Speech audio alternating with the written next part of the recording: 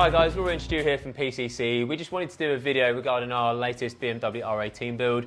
We're doing this on behalf of Motorrad UK and it's going to be going to the Festival of Speed on the 8th to the 11th of July. Festival of Speed is a massive deal in the UK. It's one of the biggest motorsport festivals, I'm going to say, in the world, maybe. About 250,000 people over the course of the weekend. Formula One. Eyes. That's a lot of eyes. Yeah, no, it's a lot of eyes. Half a million eyes. A lot of eyes. It's a lot of eyes. So Formula One drivers, MotoGP drivers, loads of stuff there, huge presence, £1 million stands, etc., etc. So for us, massive platform. Perfect platform. Huge platform. To be given that opportunity by Motorrad is a huge privilege, and we are most definitely not going to let them down. When we first came up with the idea, we came up with what was more of a sort of classic and nostalgic sort of build. Unfortunately for us, during the middle of the strip and the render process, or actually just after the render process, that was all done. There was quite a few R18s that started popping up online that had been customised, and it was near enough. They looked almost identical to what we were doing. real similar. I mean, realistically, the bike is from the Heritage range in BMW. It lends itself to being a sort of cut down Heritage cruiser. I mean, all the builds that we've seen are really good, but we sort of had a bit of a stop mid-build and just thought, hang on, right, are we just doing the obvious thing here? And are we staying true to what we as Pier City actually would have done to this, you know, given any sort of what we wanted to do at any point? So we thought, well, let's do what we want to do. Let's build this how we would build it. Let's turn it into a stablemate of a lot of the other R90s that we're producing through the workshop. A lot of people have gone Heritage and that's cool, it works, but how about we keep the same cool stripped back silhouette and just bring it into 2021? And so basically we've gone down the Neo route. The Neo route, it's a very, very good way of putting it. Well, a perfect example was what Roy mentioned, is that it's the last R18 that was made before BMW released an electric version. As a concept, that's how sort of modern and neo that we're going for.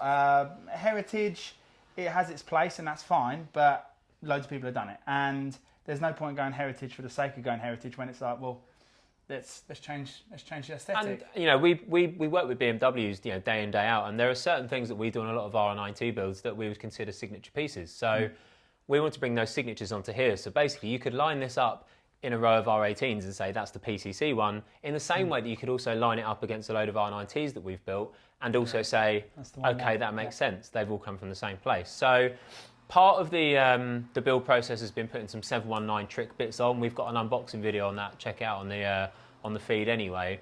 That's been super, super helpful. It's allowed us to use some products like this 719 wheel that we've got with the Dunlop rubber on it, in order to change the aesthetic. A lot of people have gone spoke. Obviously, we wanted to go sort of modern contemporary, and so we've put the bigger spoke 719 option wheels on there as well.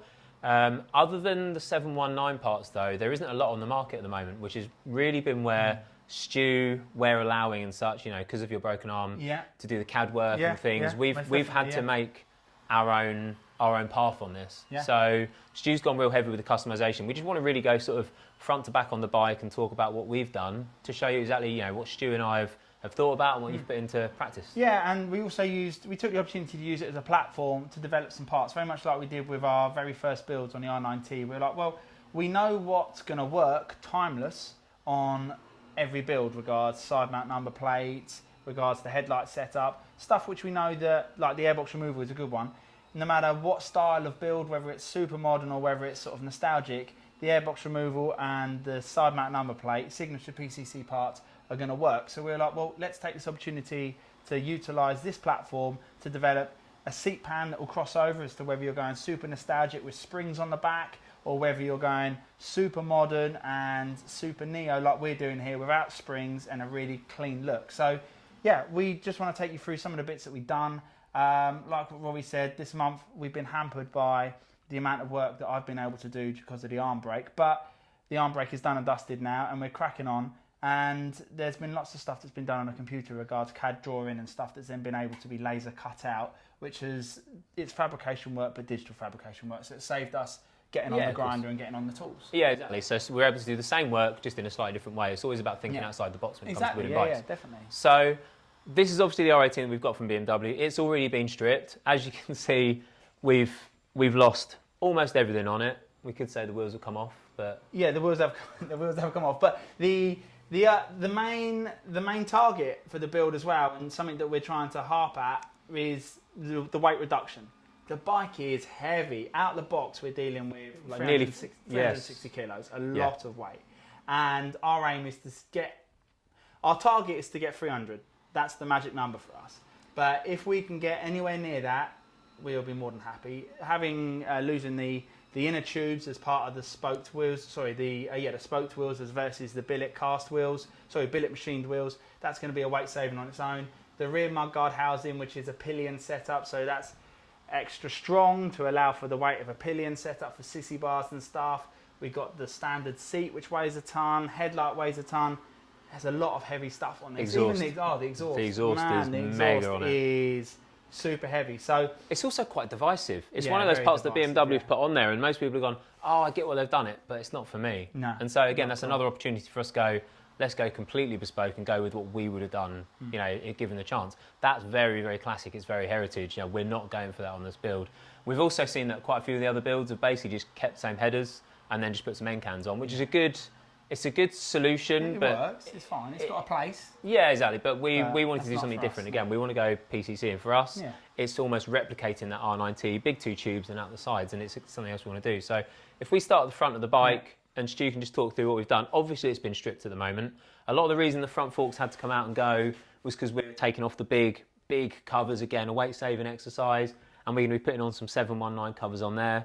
And then basically, Stu, if you want to talk about what you've been doing with the mud guards, I know you've got some of those up here as well. Yes, the mudguard bracket. So similar to what I said earlier regards the digital fabrication work, obviously because I've been able to be hands-on because of the arm brake, I've made the most of CAD in everything. So we had paper templates put in place for the mudguards and the mounting points before we stripped the front end. And also we took it as an opportunity to be like, let's fabricate some stuff that we know that we can utilise as a product moving forward. Because we like to think that people are going to be able to see this build and go, I would like one of those, or I'll tell you what, that mudguard looks pretty sick, I'll go for one of those as well, please. So we want to have something that we can put to market as well.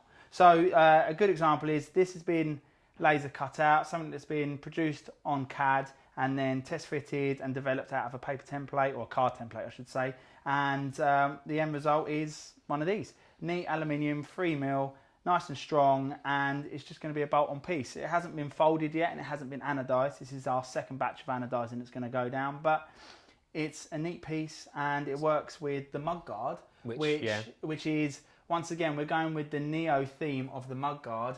We're trying to go with something that's a lot more angular. The classic go-to heritage mudguard is very much a slight taper to a point. We don't want that. We want it to be near enough parallel and then squared off. Very similar to the Rhizoma style, modern style mudguard. We wanted it to look Tron-like, you know, very square, but still has the rounded edges that soften off. So we've gone with the, before I broke the arm, luckily, I got the mudguards done, and I took the standard mudguard, traced out a template and a pattern onto it, and then cut out what I needed to do. That was then hand shaped and formed, and then bolted up to the front end, all with mock-up and the what was original steel templates of those that were then developed into card to then be made into aluminium. That was in there. It looked super smart. The other point that I want to make as well, something that is out on the market currently with all of the other R18s, is I haven't seen one yet that's got a 19 up front and a 16 on the rear. They've all gone 21 and 18, which has given them a lot of ride height, which is great because you do need it because it's quite low to the ground. However, you're not going to be worrying about lean angle on something as large as this, but it's also given them a lot more of a sort of spaced out higher sort of ride height. We wanted this to stay squat, modern, you know, like some sort of like speed racer, like Star Wars-esque sort of real futuristic sort of style. Yeah, absolutely. I think we took almost as much inspiration from the sort of RSD dragster point of view as well, didn't we? It's just like, this needs to be purposeful. Let's strip it back and make it purposeful. And I think keeping it squat and low to that adds the aesthetic of it as far as we're concerned. So again, we put the 719 wheel in on the front, haven't we, for that one? 1916, The mudguard we'll talk about a little bit when we come to the paintwork, but when we're sort of working our way back from there, obviously there's a lot of chrome on the bike. We wanted to get rid of the chrome, so we've taken a lot of stuff off, things like the calipers, master cylinders and such. They're all going to be Cerakoted. We found Cerakote to be the best on that one because basically you don't have to use the same processes that you would for powder coating and and anodizing. So that's going to work best for us. It's heat retention for the braking forces that are involved. They could produce a lot of heat, even at slow road riding. It's a lot, and Cerakoting is what you need to have that heat durability. So working our way back from there, basically, we're going to black out the front. We're actually going to change some of the textures. We're going to go for some satin finishes, whereas normally the OEM yokes, for example, are going to go for like a gloss finish. The headlight is going to be it's a piece. So it comes with an LED unit on there anyway as standard. We wanted to keep the LED look. We wanted to change it, make it much more modern. So we took the knowledge that we had from the R90s that we've worked on, where we used the sort of very slim line, almost sort of truck-like style. Mm-hmm. And in doing so, we managed to reduce some of the height in the front. And we thought, well, if we're reducing the height there, we need to bring as much of the height down again to keep it squat off the front of the bike as well. In doing so, we've developed a bracket that's going to work both as a handlebar riser. So it's going to be a spacer here under the risers that we can then fit a small motor gadget dash to. And that just takes the OEM clocks off of the bike, really reduces all of the weight. And in doing so and causing this to rise the bars as well, it means we can have a much flatter bar across the top. Again, just reducing all of the height. So the whole front end from here on in is going to look very modern, and that's going to be complemented by putting some forward facing running lights within the indicators mounted to the oil cooler. So the indicators, if you can imagine, are going to be all the way down here, basically just holding on this cover. And not only are they going to be indicators, but they're going to have forward-facing running lights. So from the front of the bike, you're going to see an LED headlight, and you're going to see 4 bright LEDs from here. So it's really going to give that visual impact when you see the bike from the sort of front end. Moving backwards from there, I guess exhaust is next. Yeah, really. The exhaust is next. Just adding a little bit more detail on the front end. Our target with the flat bars was to have the top covers of the master cylinders as our absolute maximum height. So if you were to run a level or a plumb line across the top of the bike, nothing else on the bike would be any higher than the master cylinders on the clutch and the brake. By fitting the LED signature piece, not only did we tick the signature piece box, like what we said, to make it stand out from the crowd as a PCC part, it also condensed a lot of the weight and a lot of the sort of muscular elements of the original headlight and the front end. Has really condensed it down into a small area, and also allowed it to push back.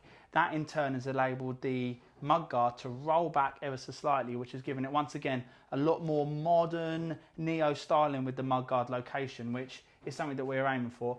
We're really chuffed with it. Like before it was all when it was all mocked up and before it all went to paint, it looked great as it was, and we are so excited to get it back. I've got to be honest, like there was a point in this when we got the render made, and it's like, that's cool, that's heritage. And then if people come out and I'm like, I don't know if I'm as excited about our own bike anymore. Yeah. I feel like everyone else has gone and built our bike, so I just didn't have that fizz with it, you know? And when we sort of stopped, looked back, decided that actually we need to be more genuine, we need to put more of ourselves into this bike. I've upped it, you know, like my excitement level on this bike genuinely is huge. Like, I can see myself owning this bike. Yeah, like, I'm so excited. It wasn't necessarily a bike that I would have had in the garage before. I agree. Pumped with it so far. In its heritage form, I was like, this is going to be great. I'm really proud of it. I'm obviously going to be proud of it regardless, but it's one of those things where it's ticked the box. We've done it. We're going to do what we can to market as much as we can parts-wise from it, and then we move on to the next. However, I really feel like when we turn the corner with what we decided we were going to do, I can't describe that sort of like enthusiasm, that yahtzee moment. It was like actually, all of a sudden, all the ideas just come flooding. As soon as you put a name tag to something, and you have a direction, all of a sudden, it's like you do have writer's block. You do have this creative. You do have this creative stopping point where you're like, there's a bike there, and I've got to build it, but I can't get over that hurdle. Then all of a sudden, you give that bike a title and a direction, and all of a sudden, it just these double doors open up, and you just have this pathway of ideas. As we're sort of working our way back, we'll cover some of them off. But for example, the paint, we were sort of stuck on the paint a little bit. We knew roughly what to do. As soon as the word Neo came in, and you know, it's a bit of a cliche to say it's a Neo cafe or a Neo. You did originally hate that. I hated the phrase. When we initially mentioned it, But as soon as the word Neo came in, suddenly you look at the tank and you think, well, Neo's electric, it's got a pop, and all of a sudden you're like, we could do this, we could do that. And actually, we've taken a lot of inspiration from classic looking lines on the tank, but using really, really modern colours. So we're looking at like almost like the modern Yamaha R1, you know, like electric blues and greys and blacks and stuff. And all of a sudden that came together. And then we thought, well, indicators, well, if they're Neo, obviously they're going to be these ones. And you start to like, you start to pull stuff out and just think, no, that's what we need to do. And that's when we got excited about it, didn't it? To be honest. You very, very quickly gather momentum and you rattle through ideas really, really quick, because you're like, well, hold on a minute, that indicator, is it Neo? No, buy. Yeah. It's like, okay, cool, that's a decision made. Sweet, that was what we're going to do. Exactly. That headlight, is it Neo? Yeah, cool, put it on the list. That tank design, not Neo, not Neo. Oh, yeah, that one, let's make a decision. Yeah. On the design of the tank, we actually took a step back into the past and looked at some of the like early 50s, late 50s, early 60s designs to be like, what was contemporary for that time? What was like making people go, oh, blimey, that's a modern kind of paint job, you know, for the 60s, walking, you know, running down the road, heading to a diner, heading along Route 66, or even like, you know, buzzing up to the Ace Cafe for that time. What was contemporary? And we saw some really cool stuff, and Rory in particular picked out this awesome scroll design. Now, you're going to sort of like hark back a little bit and go, scroll design, and expect that we're going to release a tank that looks like a snail or something. But trust us, it's going to look fantastic. The painters showed us the finished tank the other day, and I was blown. I had my reservations with some of the colours that we chose, especially the blue. The blue, you were worried it was a bit. What is it you called like, it? I'm a bit worried it's Peugeot 3008 yeah, blue. Yeah, it's one of those like. It looked like a metallic Charizard. Yes. You know? Why not? Absolutely. Got to catch them all. Catch them all. Yeah. And I was a little bit like, I'm not really into that at all. And then the black got laid onto it, and I was like, wow, that's the one. That's the one, yeah. So, but moving on to a little bit of detail before we wax lyrical about too much. So, DNA, we've hooked up with DNA to do a stage 2 on the air filter. Once again, we're really lucky that the brands that we work closely with and the brands that we promote, because not just because it's Southern, we promote them because it's a good part. Like, we use DNA filters because they work, not because they're DNA. Yeah. And luckily, DNA had put together a stage 2 kit for this, bang on time for us to build one. So a stage 2 kit will be going on this. It hasn't been fitted yet. We've kind of dropped tools on this for the moment, just whilst everything's at finishing, so we can play catch up with stuff that we've got outstanding in the workshop and all the other bits and bobs. But we've got the 719 cylinder head covers going on. They're going to be all black to match the front cover, once again all black. And then not moving any further back before we talk about the exhaust. So the exhaust was a little bit of a tough one. Like Roy said, we knew that we were going to go nostalgic, so we knew that we were going to go original from the very, very start. And it was just finding something that was either, oh, let's do something different for the sake of doing different.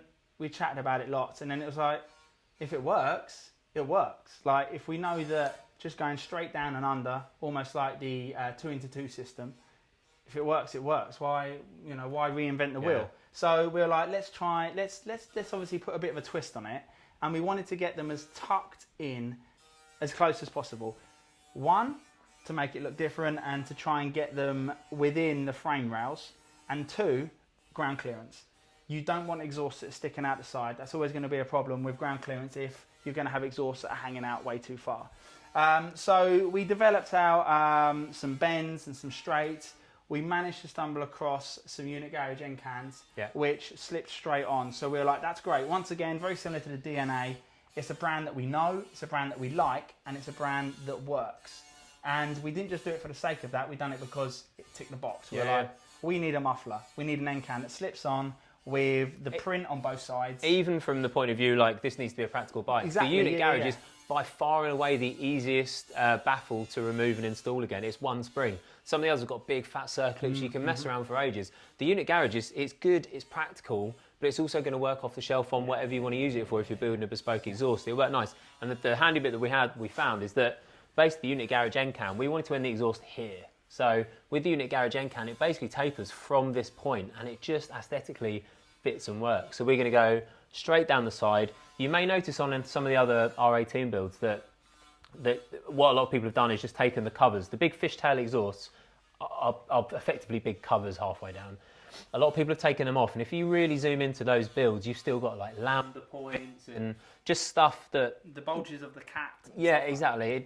It's not that aesthetically pleasing when you drill into it on like a bit more micro level. So we wanted to go original, and by doing so, we've managed to stop the exhaust here, start the can here, and we've managed to get a really, if we are, blow our own trumpet a little bit, a really clean line across the bottom of the frame, and we can replicate it. And that was kind of the point of doing this. There's no point in doing one. Well, it's great to do one, but we want to do more of these builds. We like the bike. We've sort of fallen in love with it a little bit whilst we've been working on it.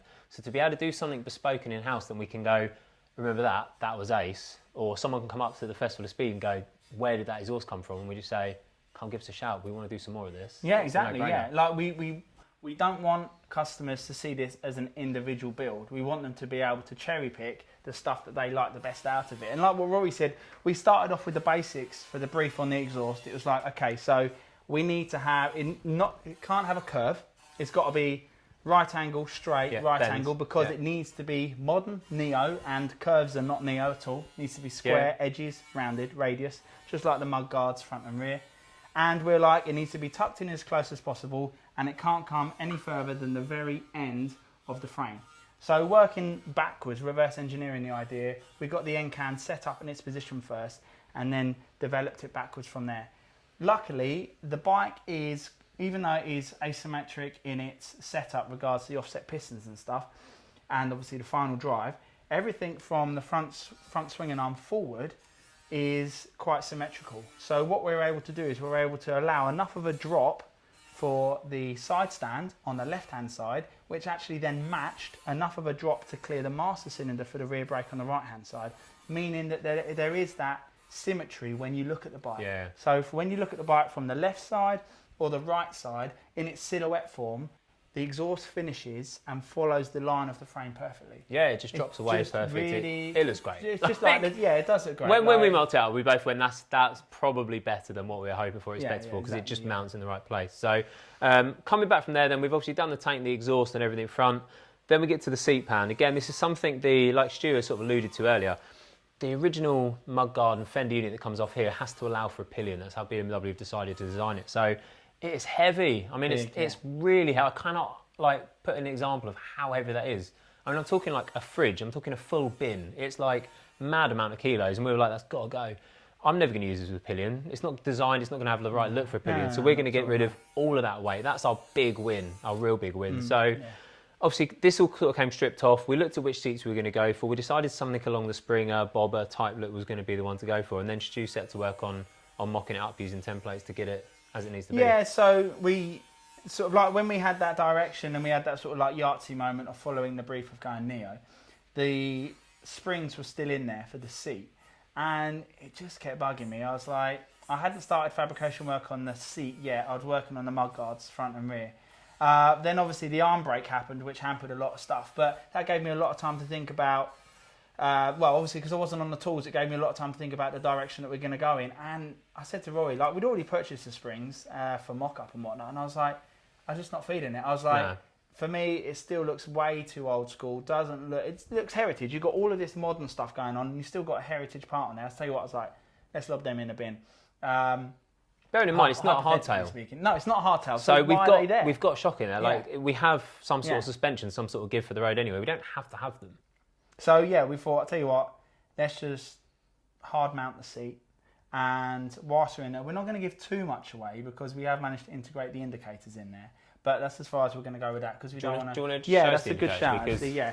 So these are the new Motor Gadget 10s indicators, and I'll just whip one out quickly, which are a really, really cool option if you are looking to do any 3-in-1 or 2-in-1 work. So they work perfectly for the front, and from the rear point of view, we've got indicators, brake lights, and running lights in there, all in one front hit. to rear. Yeah. So.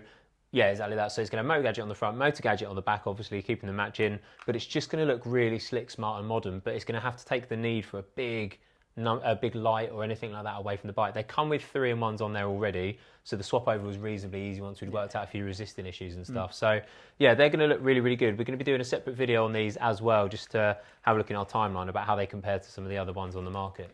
So the plan was making this area, not making a feature of it. We wanted to make sure that the people were looking at the right stuff.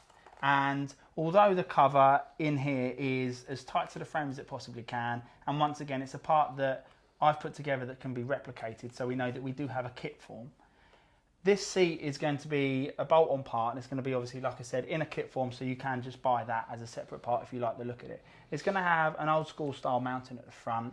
We've then utilised what is an old school styled Harley seat, but then once again, we've given it an injection of neo feel to it by really going with some different textures on the material that we're going to be covering it with. And adding a little bit more detail to the seat pan, we wanted to make sure that this area is hidden. So originally I said to Rory, let's get this plate anodised because it's made out of aluminium. Let's get it anodised. Obviously the brace for the seat, which is hidden. Which is the bit that takes your weight. Basically. Yeah, with the weight bearing bit. The bit that's hidden and the reinforced structural part, that is made out of steel. So I was originally going to have this anodised and then obviously have these bits powder coated. But as you can see, because it's an old school styled build, the majority of the finishes, unlike the R19, is all gloss, 100% gloss powder coat. With the rear seat pan, we wanted to make sure that it disappeared. Initially, I was pretty much fixated on the Neo brief, and for me, a modern finish is an anodised finish. So obviously we've got the aluminium plate in here, which is tight to the frame. We then have the seat struts that are poking out of it, which house the integral structural side of the seat support. They will obviously have to be a satin finish or a powder coat finish because they're steel. Yeah. And then you then have the top plate, which is aluminium, which I was like, let's get it anodised. Which you can do for aluminium. Which you can do, which you can't do for steel. Yeah, correct. Thanks for pointing that out. And then Rory said, well, I know you're pretty fixated on going with the anodised finish because we have done that with the top yokes, the handlebars, the front mudguard mounts and the headlight. Let's go with gloss for the seat pan because a gloss powder coat, because we want it to disappear. If we finish it so it looks identical to the frame, it then won't be a feature. You don't want it to be a feature. Like we've managed, like I said earlier, we've managed to integrate the indicators into this area. We won't give away too much, but we don't want it to stick out as a feature because then people then look for the indicators. They see the indicators as opposed to look for them. So we've gone with the gloss powder coat finish on everything in this area here to make it disappear, so that when you look at the bike, you see fantastic paint front and rear on the mudguards, that beautiful tank with the satin features, the black on black satin versus gloss seat finish, with the and exhaust. Nothing else. Yeah, there needs to be like 4 or 5 singing points on this bike, and I don't want anyone coming up and going, oh, it's an unusual finish on the seat pan, because that's detracted from all the other work that we've done at that point. It's like the last thing you need to see them to do. So that's going to get glossed, which is the flip of what we wanted on the mudguard, isn't it, basically? Yeah, correct, yeah. So the mudguards were going the black on black finish. So the aim was that if you were down low, looking at the bike from full sideways, full square on silhouette. It's like your traditional bike exif, bike shed style, here's the side profile of the bike type picture. From low down, sort of like eye line, middle of the cylinder heads. We want you to only see gloss black, but we do want satin running through the centre of the bike. So working with our painters, they've come up with a great idea of adding gloss black cheeks to the side of the mudguards to mirror the gloss black finish that we're going to go with on the tank, because we wanted the tank to pop. And also, we didn't want it to detract from anything else in the bike by popping too much. Our painters mentioned to us that if you go with the gloss on satin, you do get a hard line because you have a satin finish versus a gloss finish. So we're like, let's just go with full gloss and then integrate it somewhere else. I think that's like one of the things when working with a painter that you know and trust. We work with Valkyrie, especially on the big project, almost exclusively now. Like, they're so good at just bringing those extra bits to the table. Like, we've got our ideas as to what we need and what we know, but it's really when you speak to a good painter that they say, yeah, that's cool, but remember X, Y, or Z, or, you know, have you thought about this sort of thing? And I know Gary at Valkyrie wants to throw like glitter, sugar and spice and everything all over him. We have to wind him back a little bit. But between Jay, Gary and ourselves, we tend to come up with like a really good picking the best bits from our ideas, and it ends up with a fantastic product. So I think Stu's probably undersold the fact that he's just gone, this is how we're going to paint the rear mudguard, without really mentioning all of the time and effort that he put into the rear mudguard. So I'll let you have a quick chat about, we wanted to do away with what a lot of people have done with their R18s, the struts. It's quite heritage to have like a big sort of bracket or something like that over that. We wanted to turn this again modern, so we've just basically tried to make the rear mudguard look like it's floating over our 719 wheel Elite 4 Dunlop tyres on the back. So she spent a huge amount of time and effort mocking up and looking and measuring in order to create that effect. So one of the hardest parts with the rear mudguard is from pretty much the back of the engine back, the bike becomes asymmetric. Like I said, moving forward, it's unlike, other than the pots being off center because of the crank, it's asymmetric moving backwards from that point. So finding the center line for the mudguard was essential, through the backbone of the bike, through the center line, onto the offset spacing on the swinging arm, and then transferring that into a mudguard that looks square from the rear. Bearing in mind, I had to mock it up with the 719 wheels, with the Dunlop tyres on there, brand new gear I'm dealing with here, with basically bare metal sharp pieces. So you have to be very delicate and take a lot of time mocking that stuff up, but you have to do it with the wheels and tyres you're going to use, because there's no point mocking it up with the old stuff, because then you put the new stuff in and all your clearances are off. My aim from the very start with the mudguard was to keep that squared off, neo-style, modern speed racer finish to the mudguard. I also wanted to make sure that the mudguards, front and rear, finished on the inside edges of the axle points. So if you were to imagine, you put a set square with a long ruler touching the inside of each axle bar, that is the line that I was working off of where the mudguards finish. I wanted that to be equal front and rear, so that there's an equal amount of tyre exposed, so that you have like a peak point and then a vanishing point. I also wanted to make sure that the mudguard mounts were hidden. Mm-hmm.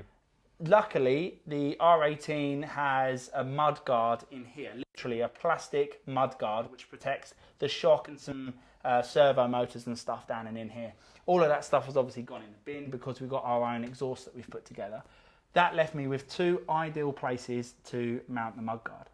Like what Rory said, a lot of time and effort went into making sure the mudguard was, one, stiff enough and strong enough with those 2 points to not need to be triangulated at the rear, and then also to have the points hidden enough that you don't detract from the beautiful paint job that we're going to have done. Yeah, I'm obviously quite modest with the fact that it's just a mudguard. I've put it together and it's all good, all right. And Rory keeps reminding me that I spent a lot of time. Nailed it. Like a long time, but nailed it. I mean, it's got to be close to the profile of the tyre as well. It's so obvious on a bike like this that obviously isn't a scrambler or something along those lines, where scrambler's fine, have the mudguard up here, have it off the light, it doesn't matter. With this type of bike, it has to hug it real tight, and Stu's done a brilliant job to do that. Yeah, especially from where I can see here, where when Stu says this is asymmetric, even this part on the rear is asymmetric. We're not just saying it's got a shaft one side and not the other. Yeah. All of the mount points in here don't sit centrally.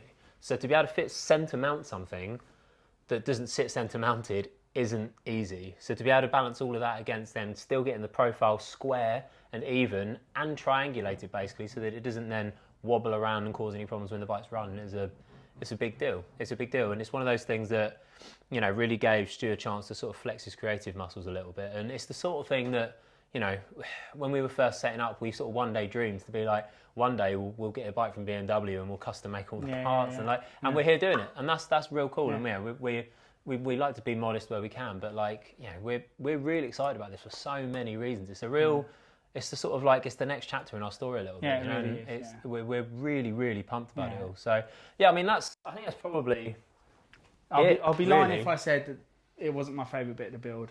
Like, it is stressful at times, but to be able to think somebody's paying you to flex your creative muscles and do what you know best, it's great. Like, yeah, like, it's taken a lot of hard work to get here. And a few years ago, I was watching other custom build. You know, since I was young, I was watching the custom stuff. But a few years ago, you're looking, there's us standing in a damp garage with my toolbox there, the smell of barbecues, and we're like, what the hell are we doing? And I'm thinking, well, like, it won't take much for us to get some work in with it, surely. And then you're looking at what these other guys are doing, and you're like, how did they get there? How did they do that? And it's like, just working bloody hard. Like, credit to everyone else who's done it, because we've sort of got there to that point now. So Yeah, this is going to be on the stand on the Festival of Speed. We're going to consider this basically build episode 1. Yeah, we'll be doing a build definitely, episode 2, which will have maybe some running up of the bike. It might even be potentially at the Festival of Speed or at BMW HQ or somewhere, so you can show you the bike as the finished product. If you are going to the Festival of Speed, please do take some photos. If I'm there, please come and say hello. By all means, we'll be in and around a lot of the time. Otherwise, keep an eye out on our socials and things like that. We'll be updating it loads. Some of the parts eventually, when we get to that point, when we've had a breather and maybe a beer at some point, will be available for purchase on the website as well. And just thanks for your interest, honestly and genuinely. You did promise me some tears. I promised you. So when this is done, you did. we've had a really, really heavy month to get this done. And when it's ready, there's a fair chance I'm going to roll in tears as Rob drives off with it. But we'll see. We'll see. But for anything you do on the socials that you take pictures of, please do your utmost to take as many pictures as you can and share them. The hashtag that BMW want us to use is R18 Custom. Is that correct? BMW R18 Custom. BMW R18, hashtag BMW R18 Custom. That gets it out there for BMW UK and BMW International. We'd appreciate all of the sharing that you can do. We're extremely proud of it, and we are extremely excited to show it all to you when it's done and dusted. So episode 2 will be the final thing. So stay tuned. See you then. See you then.